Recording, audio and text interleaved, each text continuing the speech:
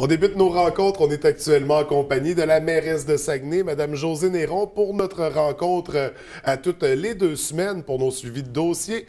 On va débuter, donc on va la recevoir bien sûr. Mme Néron, bienvenue à l'émission. Merci. Écoutez, on va débuter avec la tempête un peu, faire un petit retour parce que ces temps-ci, on a l'occasion beaucoup de tester le plan de déneigement. Comment ça s'est déroulé du côté de la municipalité? Écoutez, lorsque je suis rentrée au bureau hier matin, je me suis assurée auprès du directeur général. Tous les effectifs sont sortis. Oui. Tout est là, tout fonctionne. Il n'y a Il manquait même pas un camion. Là. Aucun équipement de brisé. On m'a dit, oui, Josée, tout le monde est là.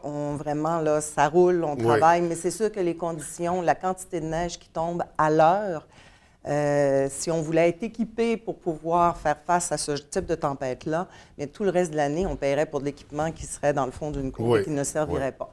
Donc, mais les gens travaillent et on peut s'entendre, c'est des conditions assez exceptionnelles. Oui, tout à fait. Mais je peux vous dire, tout le monde veille au grain, autant du côté du conseil municipal.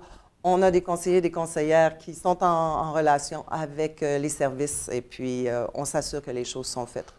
Une chose que je veux dire à la population, c'est que c'est sûr que cette année, on s'est mis d'accord, on va réviser le plan de déneigement. C'est un plan qui avait été établi il y a à peu près 3-4 ans. Comme n'importe quoi, à un moment donné, ça fait du bien de revisiter l'ensemble de l'œuvre. Il y a des choses qui avaient été établies qui, à notre avis, doivent être modifiées.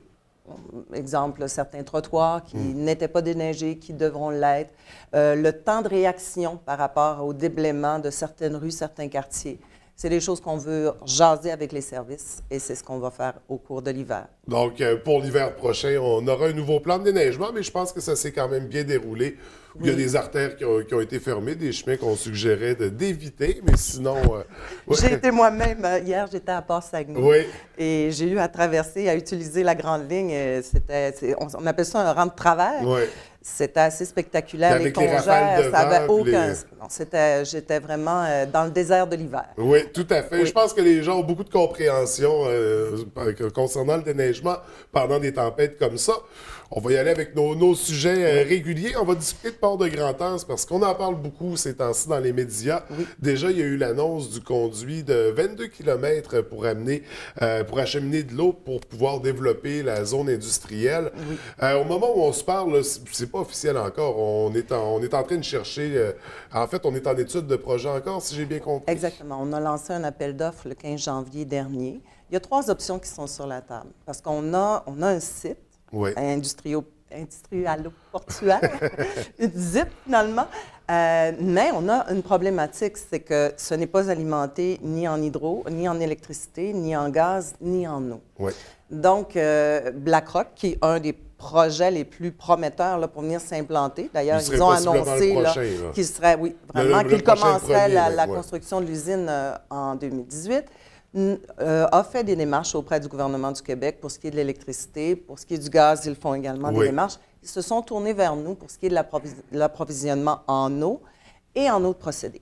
Ce qu'il faut savoir, c'est qu'une ville, c'est notre devoir de fournir les égouts, l'aqueduc, les routes, donc l'eau. Mais l'eau de procédé, ça, c'est assez particulier. Il y a quand même un risque pour une ville. Donc, on est en train de faire nos devoirs. On veut obtenir... il y a 3 options sur la table. Soit aller puiser l'eau dans la rivière Langevin. Okay. Mais le problème de cette option-là, c'est que le débit n'est pas assez fort au niveau de la rivière. Il y a une deuxième possibilité, c'est d'aller puiser l'eau dans le Saguenay, mais ça suppose qu'il faut la dessaliner. Donc, c'est quand même assez dispendieux. Parce que c'est l'eau pour toute l'entreprise, je veux dire, c'est ce que les employés vont boire aussi. Oui, puis même si c'est de l'eau de procédé, on ne peut pas utiliser de l'eau salée dans de l'eau de procédé parce que ça briserait toute la machinerie. Troisième option, c'est d'aller directement, on a une source, on sait qu'on a une source dans le secteur de la Terrière. Oui. Et cette source-là, elle est quand même au niveau là, du débit suffisant. La Ville a demandé, ce qu'elle veut demander à la firme qui va étudier les différentes options, c'est surtout le coût, la meilleure option et le coût relié à ça. Parce qu'on veut, c'est sûr, obtenir de l'aide du gouvernement, des différents gouvernements, pour pouvoir installer le tout au niveau du site industriel et lui permettre justement de pouvoir amener d'autres partenaires à BlackRock, au projet de BlackRock. Quand on parle de la conduite de 22 km, c'est pour le 3e plan finalement. C'est ça, on part de la Terrière. Oui. mais c'est ce qui semblerait être le plan le plus probable. Le plus probable. Le plus intéressant. Mais qui a quand même son lot de défis, parce que je veux dire, on part de la terrière jusqu'à Grand-Anse, on a des terres agricoles, oui. il y a des secteurs boisés. On doit nécessairement, c'est sûr, négocier des droits de passage, mais c'est également, si on regarde la pente, oui. c'est ce qu'il y a de plus naturel. On est vraiment là, on part de la terrière, ça descend, ça s'écoule lentement. Ce que la Ville regarde, c'est pour opérer un tuyau qui nous permettrait d'avoir un débit de 800 mètres cubes. Donc, en ce moment, BlackRock, ce qu'elle nous demande, c'est d'avoir 300 mètres cubes. Donc, on prévoirait les besoins futurs et en même temps, on réglerait certains problèmes qu'on avait dans l'arrondissement de la baie au niveau de Puis avec un 800 mètres cubes, si BlackRock en demande 300, donc on peut imaginer que ça pourrait couvrir les besoins de 3 grosses industries. Effectivement, si jamais GNL vient, si elle a besoin d'eau ou quoi que ce soit, vous comprenez, c'est non seulement l'eau courante, mais ce serait également de l'eau de procédé. Ce qu'il y a d'intéressant dans l'eau de procédé, c'est que si c'est la Ville qui le développe, on va pouvoir à ce moment-là, parce que c'est ce qu'on doit d'ailleurs faire, on va pouvoir le vendre à la compagnie. Donc on va avoir des compteurs d'eau. Pas tout à fait, là, c'est de l'eau de procédé. On n'a pas le droit de vendre l'eau potable, mais c'est de l'eau de procédé. Donc, ça nous permettrait un peu le même principe que nos barrages hydroélectriques. On emprunterait pour pouvoir installer l'infrastructure, mais on en tirerait des revenus. Donc, c'est un beau projet parce qu'on veut le développer, ce secteur-là. On a d'ailleurs investi de gros montants pour amener... C'est un avantage. Ouais. On a vraiment à Saguenay, c'est notre avantage. On a un port en eau profonde. Et si on veut pouvoir permettre aux gens d'être la porte vers le nord par le réseau fluvial, eh bien, c'est vraiment des choses qu'on doit installer dans le secteur. Oui, et on parlait de l'entreprise BlackRock, donc ça serait la première industrie. Il y a d'ailleurs une conférence qui aura lieu cet avant-midi. Ce midi. Excusez, ce midi, vous allez participer à la conférence. Oui, j'y suis, effectivement. Écoutez, c'est une entreprise, c'est un investissement d'au-delà d'1 milliard de dollars. Oui. Finalement, ce qu'ils vont faire, c'est qu'ils vont exploiter une mine dans le secteur de Chibougamau et par train, ce qu'ils veulent, c'est descendre jusque sur le bord du Saguenay, à Grand-Anse. Et là, il y aurait une usine de fonderie qui serait construite. C'est ce qu'ils annoncent, 2018. Il ne leur manque que l'autorisation du gouvernement du Québec. Donc, cette usine-là opérerait et ensuite, on embarquerait tout ça sur des bateaux pour la clientèle européenne, asiatique. C'est l'avantage, vraiment, c'est un avantage certain pour Saguenay. Oui, de la belle création d'emplois, des beaux postes. Oui, c'est au-delà de 500 emplois directs qui seraient créés, secteur Chibougamau et Saguenay. Donc, c'est quand même quelque chose qui est très intéressant. Oui, tout à fait. Donc, bien sûr, on surveille le dossier de très près. On va jaser un peu de Promotion Saguenay. On le lisait dans les médias dernièrement que vous proposiez d'assurer le suivi du sommet économique. En fait, ce serait quoi les avantages que ce soit assuré par Promotion Saguenay? Bien, depuis qu'on a tenu le sommet économique, ce qu'on entend de la part des différents intervenants qui étaient là lors de ce sommet-là, c'est qu'il y a eu peu d'actions d'entreprise. Il n'y a pas comme tel de porteur de dossier. Eh bien, à Saguenay, on a ce qu'on appelle Promotion Saguenay, qui est un merveilleux bras de développement économique et touristique. Et on est en train, vous savez, on est en train de redéfinir les actions.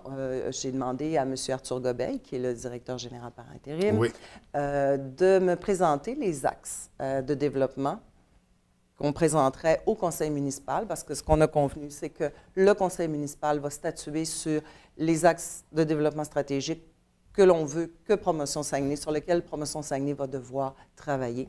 Et tout naturellement, M. Gobeil m'a dit, écoute, Josée, puis dans ma tête à moi aussi, j'avais un peu cette idée-là, c'est tout simplement les axes du sommet économique. Puis j'ai dit, c'est tout à fait naturel qu'on s'en aille vers ça. Les gens qui ont pris le temps de venir au sommet économique, les gens qui ont pris le temps de faire les ateliers, de donner leurs idées et de proposer des actions par rapport à ce qu'on devait faire, nous, comme ville et comme région, eh bien, ces gens-là, je vais vous dire, on ne leur redemandera pas de refaire le devoir. Il a déjà été fait. Oui. Donc, et quand on regarde les différents axes qui étaient proposés par le sommet, c'est des axes qui sont encore tout à fait d'actualité. Qu'on parle de tourisme, qu'on parle de boréalie, d'agroalimentaire, bio, qu'on parle d'aluminium, de bois, de numérique, de hub, tout ça était déjà là au niveau des idées, les actions sont là. C'est sûr qu'il faut probablement un peu revisiter tout ça, au niveau des actions. Il y a peut-être des choses qui ont déjà été faites, des choses qui seraient peut-être, avec le temps, qui seraient à réaligner, mais la base est là. Donc, j'ai demandé à Promotion Saguenay de venir me présenter les différents axes sur lesquels ils entendaient travailler. Le conseil va statuer et ensuite, bien, leur devoir, ça va être de nous présenter un plan de développement stratégique basé sur ces axes-là. Et chaque personne, on va trouver des porteurs de dossiers numériques, tourisme, développement de Port-Saguenay. Oui. Ils vont avoir des parrains, on va dire, ou des mentors, ou des on peut appeler ça des marcheurs industriels. Dans le temps, ça s'appelait plus comme ça. Des gens qui sont à l'intérieur de Promotion Saguenay et qui ont la compétence pour le faire, mais ils vont savoir c'est quoi les objectifs qu'on s'est fixés. Ils vont pouvoir se comparer à la fin de l'année. Ce que j'avais dit que j'allais faire cette année, à la fin de l'année, où est-ce que j'en suis rendu? Et là, la reddition de compte va se faire par rapport au conseil. Et ça sera à surveiller pour quand?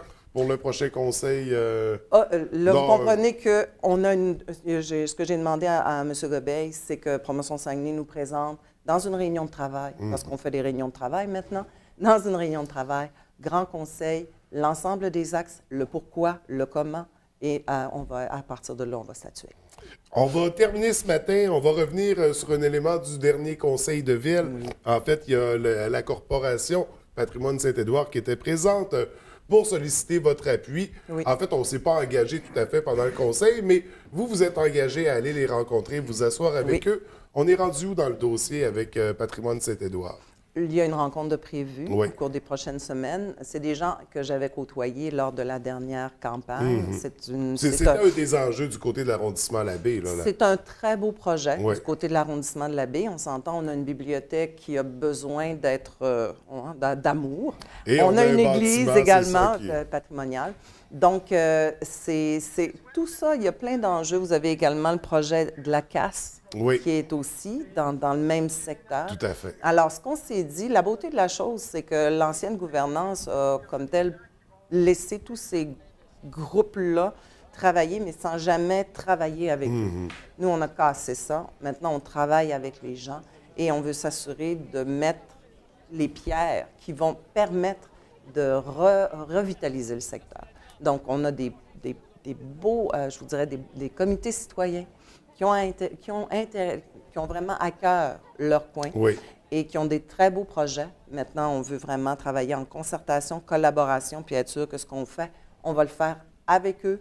Ils vont nous suivre dans la démarche et on va développer les choses pour mettre le dollar, on va le mettre à la bonne place et on va s'assurer aussi d'aller chercher le maximum de subventions provinciales, fédérales. Donc, autant pour Patrimoine Saint-Édouard que l'ancien site de la console. Tout à fait. On pourra faire nos suivis à la prochaine rencontre. Écoutez, Mme Néron, merci beaucoup. Je vous souhaite une très belle journée et on se revoit dans 2 semaines. Ça me fait plaisir. Bonne journée. Merci.